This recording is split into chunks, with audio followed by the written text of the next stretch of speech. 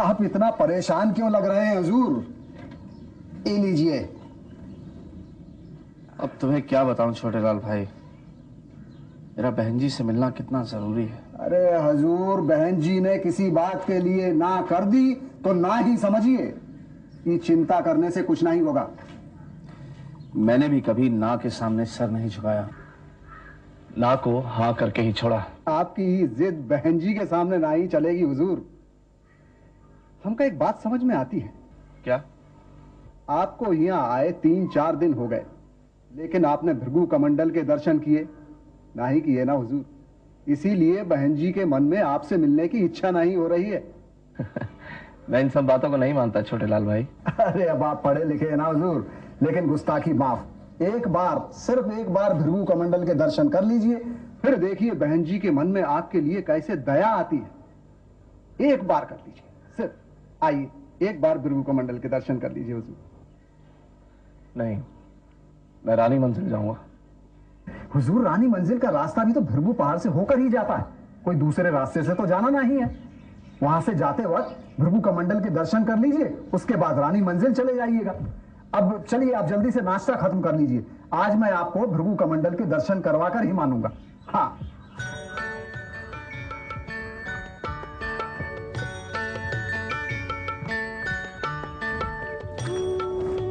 आइए हुजूर,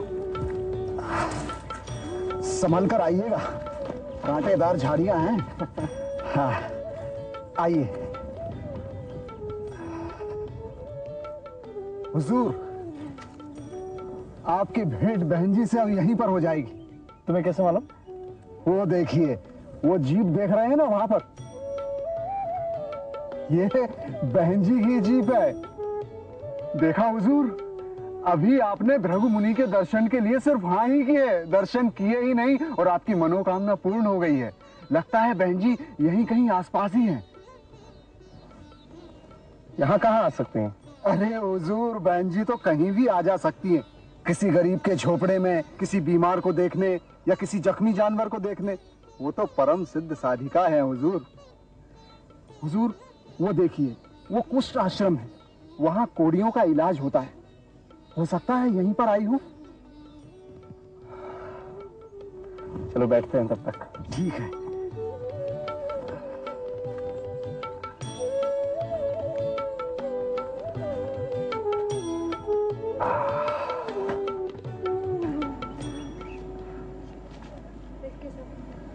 तुम्हें किसने बताया?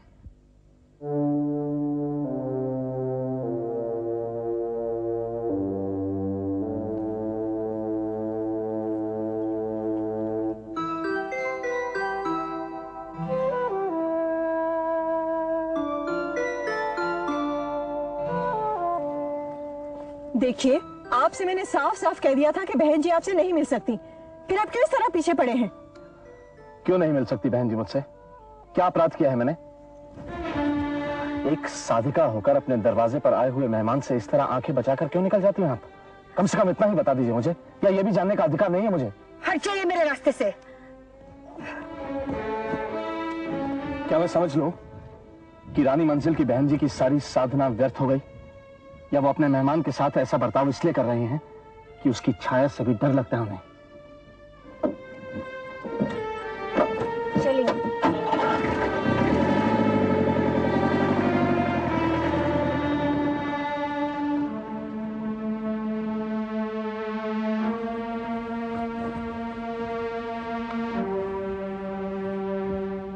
गुस्ताखी माफ हुजूर, बहन जी आपसे जरूर नाराज हैं, लेकिन समझ में नहीं आता क्यों।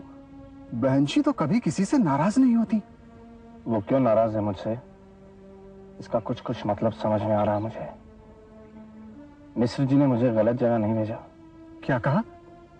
मिसर जी? वो लखीमपुर वाले मिसर जी ने आपको भेजा है? तुम जानते हो उन्हें? हाँ हुजूर, आपके आने से 2 दिन पहले ही यहाँ आए थे। दिन भर बहन जी के साथ घूमते फिरते रहते थे, मैंने अपनी आंखों से देखा है। तो मिश्र जी ने पहले ही यहां आकर मेरे आने की इत्तला दे दी, लेकिन हर बात पे ये रहस्य क्यों? अब तो इस रहस्य को जानना ही पड़ेगा।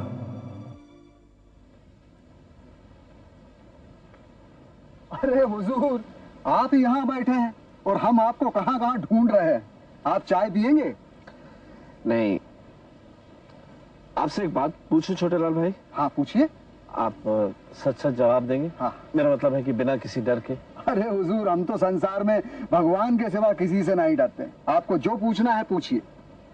आपने इस इलाके में कभी सुधीर चौधरी का नाम सुना है? सुधीर चौधरी? नहीं सुना साहब। कभी नहीं? कभी नहीं। आप कभी रानी मंजिल गए हैं? बहुत दफा गए हैं हुजूर। वैसे भी हर साल हम दिवाली पर एक जोड़ा कपड़ा और मिठाई लाने वहां जाते हैं। वहां भी सुधीर चौधरी का नाम नहीं सुना? वहां, हाँ हुजूर, याद आया। सुना क्या, हमने तो उन्हें देखा भी है। ये बहुत साल पहले की बात है। हाँ, बहुत साल पहले की बात है। क्या जानते हैं आप उनके बारे में? बताएंगे मुझे छोटे लाल भाई? पहली बात तो ये हुजूर कि वो सुधीर उधीर नहीं थे। सब लोग उन्हें चौधरी साहब कहते थे। हो सकता है चौधरी कहते हो। कोई 4-5 साल पहले वो पंजाब से यहाँ आए थे जंगल का ठेका लेने के लिए, और इसी रेस्ट हाउस में ठहरे थे। मैं जिस सुधीर चौधरी की बात कर रहा हूँ जी। वो कम से कम 8 साल पहले यहाँ आए थे। 8 साल पहले? 8 साल पहले की बात तो हम नहीं जानते हुजूर, क्योंकि हमको यहाँ आए हुए 6 साल और 4 महीने ही हुए हैं, और इस आषाढ़ में 7 साल हो जाएंगे। हाँ, याद आया हुजूर, उन चौधरी साहब का नाम रामनाथ चौधरी था, और वो पान बकरी की तरह बकर बकर खाते थे हुजूर, और गुस्ताखी माफ हुजूर, मुर्गी की तरह जगह जगह पिच पिच करते रहते थे, और अपने थैले में एक बड़ा शक्कर का डिब्बा रखते थे हुजूर। रखते होंगे, मैं तो। मेरी बात तो सुनिए हुजूर, बहुत मजेदार बात है। पहले तो मेरी समझ में ही नहीं आया कि ये बूढ़ा आदमी ये शक्कर का डिब्बा साथ में क्यों रखता है, लेकिन एक दिन हमने देख लिया हुजूर, तो क्या देखा कि बगीचे में पेड़ पौधों की जड़ों में वो शक्कर छिड़क रहे हैं। तो मैं पास जाकर बोला, हुजूर, इस इलाके में शक्कर छिड़कने से पेड़ पौधे नहीं उगते। तो जानते हैं क्या बोले? यही कहा होगा कि ये पेड़ पौधों की जड़ों के लिए नहीं, बल्कि चींटियों के भोजन के लिए है। हाँ हुजूर, लेकिन आपको कैसे मालूम? कुछ लोग इसे पुण्य का काम समझते हैं। वैसे हुजूर, है तो ये पुण्य का ही काम। जैसे धनवान लोग गरीबों को खाना खिलाकर पुण्य कमाते हैं, वैसे ही शक्कर खिलाकर चींटियों को भी पुण्य मिलता होगा हुजूर। और वैसे चींटियों में और आदियों में क्या फर्क है, दोनों तो भगवान के बनाए हुए हैं ना। छोटे लाल, वो जो एक महिला हमेशा बहन जी के साथ घूमती है, जिनको तुमने भी विद्यालय के बाहर देखा था, चिकित्सालय के बाहर देखा था। हाँ हुजूर, आप गीता बहन जी के बारे में बात कर रहे हैं। गीता बहन जी नाम है उनका? जी। कौन है वो? वो बहन जी के सेक्रेटरी हैं। कितने साल से उनके साथ हैं? कोई 4 साल हो गए हुजूर। 4 साल? हाँ। तब तो वो भी कुछ नहीं जानती होंगी। अरे नहीं हुजूर, वो सब कुछ जानती है। रानी मंजिल के बारे में, बहन जी के बारे में जितना वो जानती है, दूसरा कोई नहीं जानता। सुना है बहुत पढ़ी लिखी है। आप क्या सोच रहे हैं हुजूर? छोटे लाल भाई जी। आप जानते हैं कि गीता बहन जी कहाँ रहती हैं? हाँ हुजूर, हम जानते हैं, पाठशाला के पास ही रहती है। तो मुझे उनके घर ले चलेंगे अभी इसी वक्त? इस वक्त तो नहीं मिलेंगी हुजूर, क्योंकि दिन में तो वो बहन जी के साथ रहती है ना। तो रात को? हाँ रात को, लेकिन हुजूर अगर गीता बहन जी को ये पता चल गया कि हमने उनके घर का पता बताया है आपको, तो समझ लीजिए कि बहन जी के पास हमारी हाजिरी हो जाएगी। हाँ तो आप मुझे दूर से ही उनका घर दिखा दीजिएगा। ठीक है, दिखा देंगे हुजूर। अब पिलाइए एक कप चाय। जी।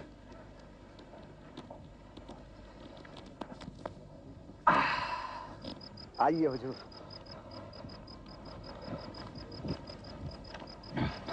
देखिए हुजूर, यही गीता बहन जी का घर है। ये? हाँ। ठीक है, तो मैं उनसे मिलकर आता हूँ। जी। आप यहीं रुकिए।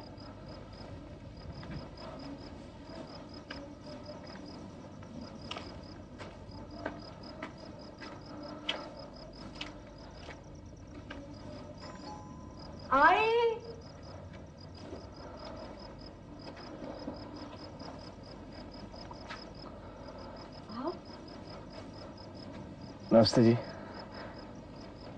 देखिए, आप बुरा मत मानिए, आप तो जानती हैं कि बहन जी मुझसे बात तक नहीं करना चाहती। और तो मैं क्या कर सकती हूँ? मैं उनसे कारण तो नहीं पूछ सकती। मैं यहाँ इसलिए नहीं आया कि आप मेरी मुलाकात बहन जी से करवा दें या मेरा कोई संदेशा उन तक पहुंचा दें। मैं तो आपसे मिलने आया हूँ। मुझसे? जी। बैठिए। Thank you.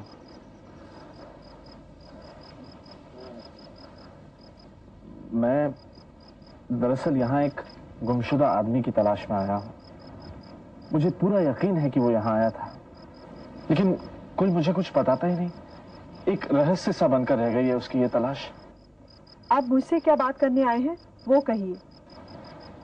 यही कि क्या आपने किसी सुधीर चौधरी का नाम सुना है? क्या आप मुझसे यही बात पूछने आए हैं? जी।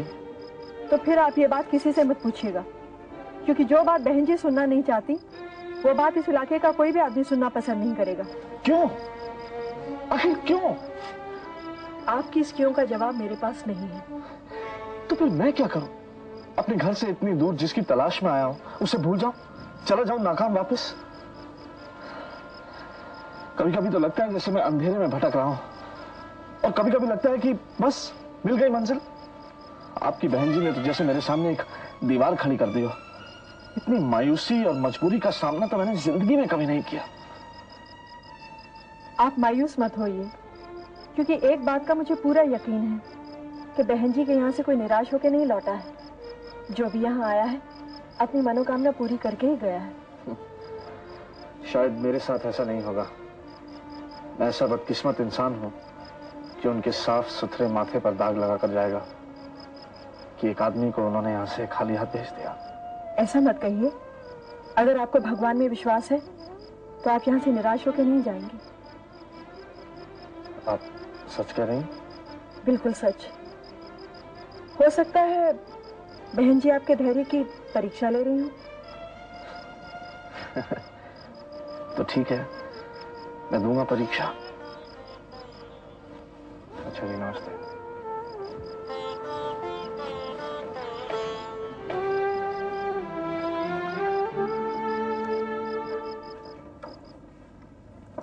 हमने सारी बातें सुन ली हुजूर। अच्छा, हाँ गीता बहन ने तो थोड़ी उम्मीद बनाई है जी। पर समझ नहीं आता क्या तरकीब करूं बहन जी से मिलने की। अब तरकीब तो एक ही है हुजूर, भृगु कमंडल के दर्शन कर लीजिए, आपकी सारी मनोकामनाएं पूर्ण हो जाएंगी। छोटे लाल, मुझे मालूम है आप क्या कहना चाहते हैं, लेकिन भृगु मुनि पर मुझे पूरा विश्वास है। आप कम से कम मेरे विश्वास पर तो विश्वास कीजिए। हंसने की बात नहीं है हुजूर। बहन जी भी भृगु कमंडल के दर्शन के लिए हमेशा आती हैं। भृगु मुनि की बहुत बड़ी भक्त है। हाँ, आप मन में थोड़ी श्रद्धा लाइए और अच्छा भाई, अच्छा। लगता है मुझे आपकी भक्ति का भक्त बनना ही पड़ेगा। जी हुजूर, आप पहले ही हमारी बात मान लेते तो इतनी सारी परेशानियों से बच जाते ना। खैर, अब आपने अपनी जिद छोड़ दी ना, अब देखिए चमत्कार। हाँ, आइए। चलिए आइए हुजूर, आइए साहिब। आ जाइए हुजूर, आ जाइए। हाँ, संभल कर। हे भगवान। देखिए हुजूर, भृगु कमंडल का दर्शन करके सच्चे मन से भृगु महाराज का ध्यान कीजिए, फिर देखते हैं हम कैसे आपकी मनोकामना पूर्ण नहीं होती है। आइए। जय हो प्रभु। आइए। अरे साहिब, क्या हो गया साहिब? अरे बहुत दर्द होता है साहिब। हड्डी कड़क गई छोटे लाल जी। अरे रे साहिब, चलिए फिर वापस चलते हैं। चलने की कोशिश कीजिए, चलिए। हाँ, नहीं चला जाता। अरे रे, ये तो बहुत मुसीबत हो गई साहिब। अरे बैलगाड़ी वाला, अरे रुकना भाई, अरे रुकना भाई, अरे रुकना। ओ बैलगाड़ी वाले, क्या? अरे भाई, बहुत मुसीबत हो गई भाई। अरे भैया, वो वहां पर एक परदेसी के पैर में बहुत जोर की चोट आई है। उनको पहाड़ी वाले रेस्ट हाउस में पहुंचाना है, जरा मदद करो। आए, चलो भैया, चलो जल्दी से। आए, बहुत मेहरबानी होगी। आ जाओ, आ जाओ। संभाल कर हुजूर।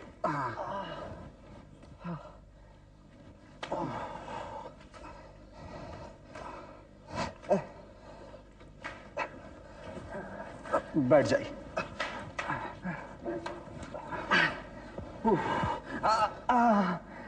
धीरे धीरे। छोटे लाल भाई जी। दर्द बहुत है, कोई डॉक्टर मिलेगा यहाँ? अब डॉक्टर तो हुजूर बहन जी के आश्रम के सिवा और कहीं नहीं मिलेगा। अब मैं ऐसा करता हूँ, बुलाकर लाता हूँ, आप बैठिए। चलो भाई जल्दी चलो।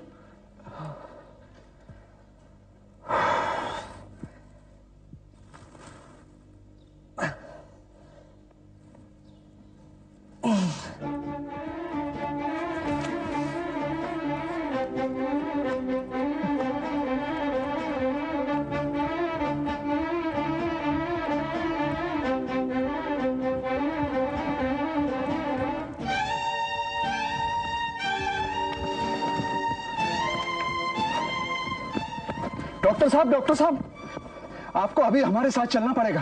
क्यों, क्या हुआ? वो शहर से साहब आए हैं ना बहन जी से मिलने के लिए। शायद उनके पैर की हड्डी टूट गई है, यही रेस्ट हाउस में ही है। तो तुम अंदर जाकर गीता जी को खबर करो, शाम तक मैं बैग दवाई वगैरह तैयार करता हूँ। अच्छा साहब।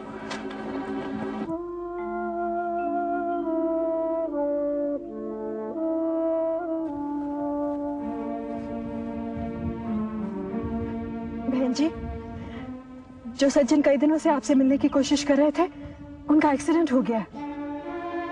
कैसे? कहाँ? भृगु पहाड़ पर।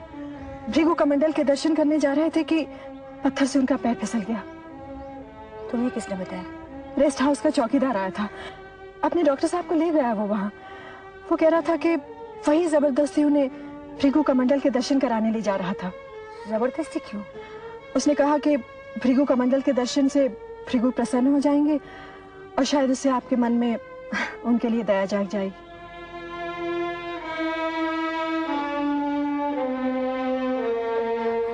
वो अब है कहाँ? रेस्ट हाउस में।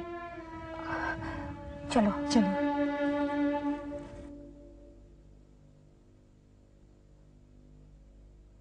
हड्डी टूटी है या मोच आई है, ये तो एक्सरे के बाद ही पता चलेगा। और एक्सरे के लिए आपको सरसावन जाना पड़ेगा। सरसावन कैसे जाऊंगा मैं डॉक्टर साहब?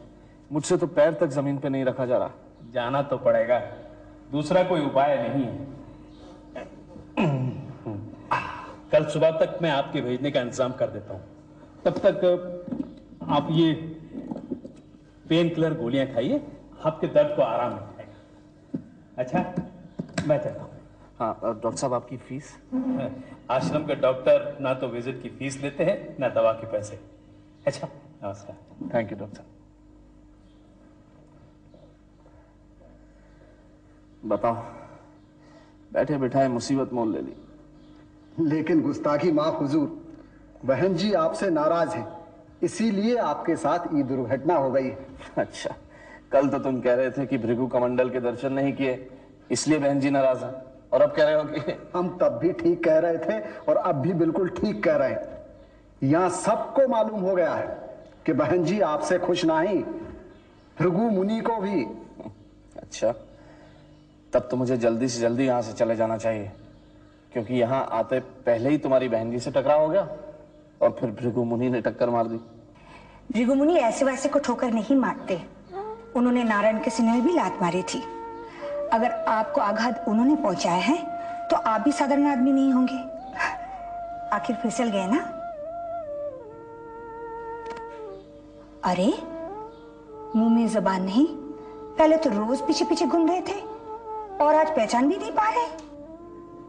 पहचान तो मैंने लिया था, लेकिन ये नहीं मालूम था कि पांव फिसलने के बाद ही साधिका के दर्शन होते हैं।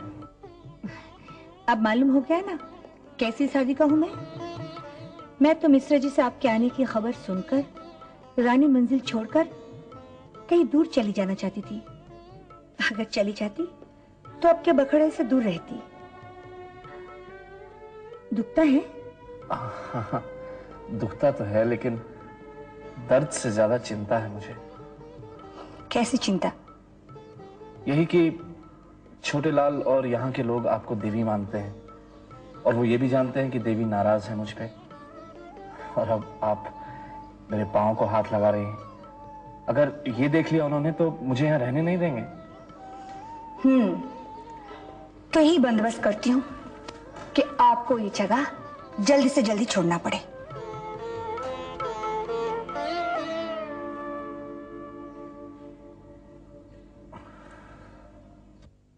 छोटेलाल भाई जी बहन जी गई क्या? जी वो अपने आदमियों से बातचीत कर रही हैं। डॉक्टर साहब भी हैं। हुजूर, गुस्ताखी माफ। अब आपको उनकी माया समझ में आई? क्या? आपको कष्ट में डालकर उन्होंने आपकी परीक्षा ले ली, तब उनके मन में दया आई है। हाँ। छोटेलाल जी, बाबूजी का सब सामान बांध लो, ये यहाँ से जा रहे हैं। जा रहे हैं जी। कहाँ? रानी मंजिल। बहन जी आदेश कर गई हैं। आश्रम के आदमी स्ट्रेचर लेके आ रहे हैं, आप तैयार हो जाइए।